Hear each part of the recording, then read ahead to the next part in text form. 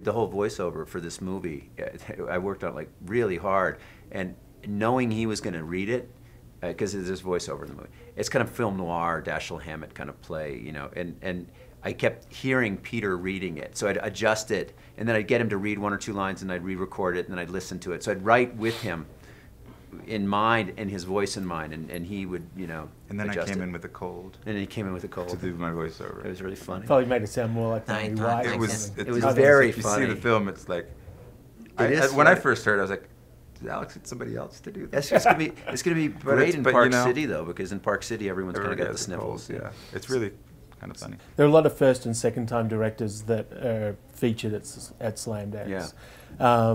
Do you find yourself now, you know, being around the business for a while, being a mentor at all to certain people in your world as filmmakers, and also Definitely. Yeah, I mean, not to you know, mentor, not to mean like gray-haired, but he's definitely a mentor to a lot of us who are a little bit younger. Definitely. And what about you? What about you? What? Do you find yourself playing a mentor role with? I'm still far too young. Too? No, he does too. No, he does too. Young but experienced. No, really, because I think that there are not that many.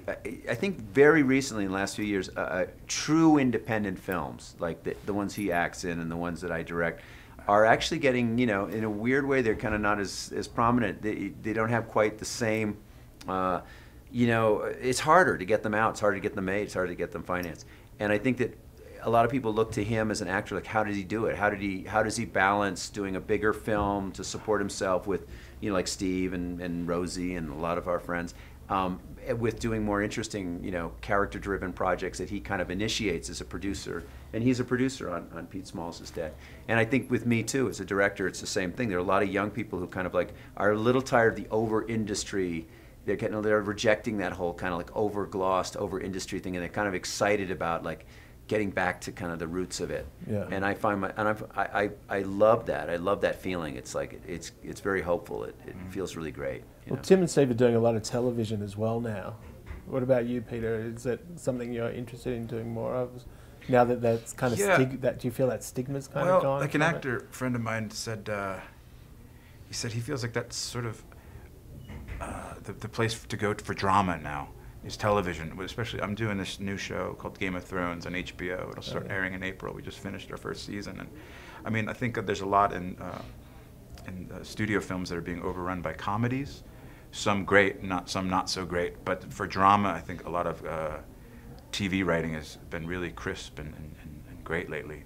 It depends, you know. Yeah. There's always good and bad on both sides, but there's not a stigma attached to it like there used to be. I think especially with networks like HBO and stuff like that, they're sort of crossing the great divide between TV and films and the quality of both. But yeah, I mean, with our show, I feel like I'm doing a 10-hour movie, you know. So it was great. It's great.